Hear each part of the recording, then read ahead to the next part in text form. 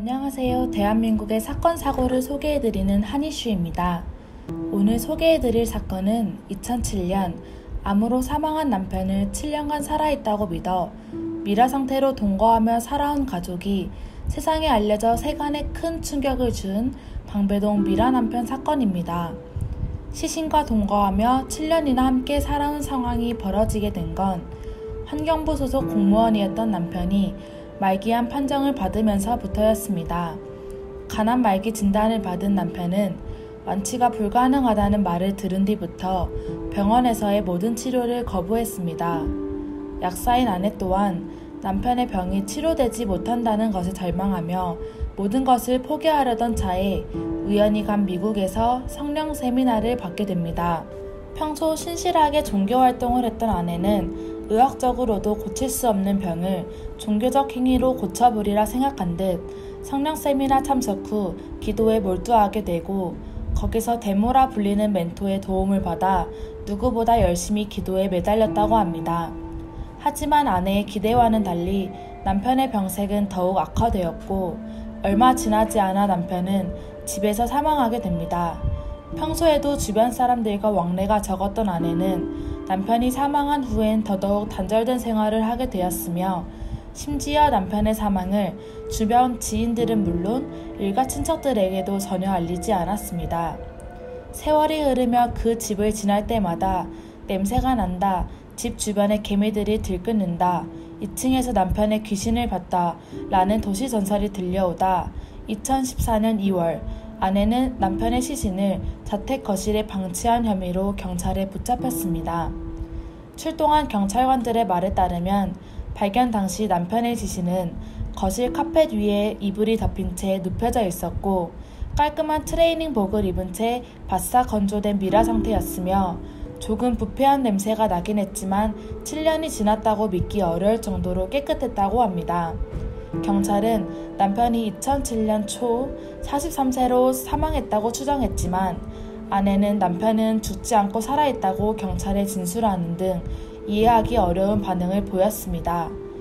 남편이 살아있다고 믿은 아내는 그동안 남편의 안부를 묻는 주변 사람들의 질문에 항상 잘 지내고 있다, 조금씩 나아지고 있다 등 시신과 함께 밥을 먹고 잠을 자고 씻겨줬다고 말했으며 경찰의 조사를 받을 때에도 동일하게 진술을 했다고 합니다.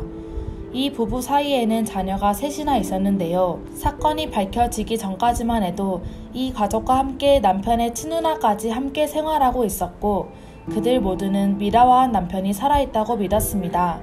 심지어는 등교 외출 때마다 이미 죽어버린 남편에게 잘 다녀오겠다 인사하는 등 살아있는 사람으로 대했습니다. 그것도 7년이나 말입니다. 시신이 살아있다고 믿는 것이 어떻게 가능한 일이었을까요?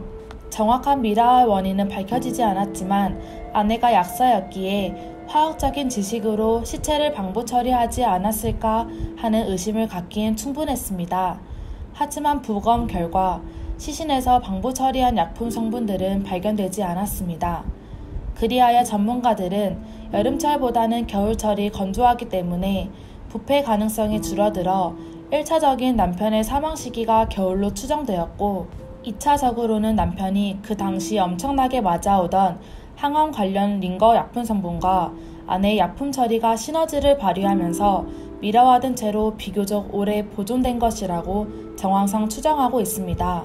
결국 미라 상태의 남편은 사망한 지 7년 만에야 장례를 치르고 화장해서 납골당에 모시게 되었습니다.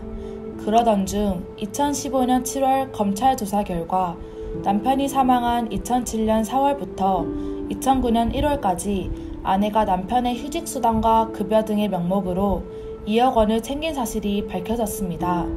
이에 아내는 남편의 돈을 받아 챙긴 것은 인정하나 당시에는 남편이 다시 깨어날 줄 알았다고 진술했습니다. 하지만 검찰 측은 남편이 죽은 사실을 알면서도 돈을 가로채기 위해 환경부를 속였다고 결론지었고 결국 아내는 사기 혐의로 재판에 서게 되었습니다. 그러나 재판 결과는 상상 이상이었는데요. 아내는 무죄가 선고되었습니다. 휴직수당과 급여 등을 부정수령한 시점에서 남편이 정말 사망했다고 볼 합리적인 증거가 부족했으며 아내의 약국이 그 당시에 잘 되었기 때문에 금전적인 문제 또한 없었으며 죽은 남편이 생전에 고액의 보험에 가입한 상태라 사망신고를 했으면 퇴직금보다 더 많은 돈을 받을 수 있었는데도 불구하고 사망신고를 하지 않았기 때문에 단순히 돈을 노리고 남편의 시신을 방치한 것이라고는 볼 수 없어 무죄를 선고했다고 합니다.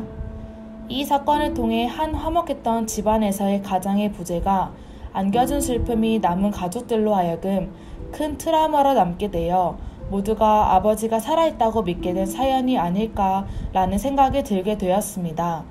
남은 가족들이 서로 의지하며 다른 가족의 부재를 채워 아픔을 극복할 수 있길 바라며 오늘도 영상을 마칩니다.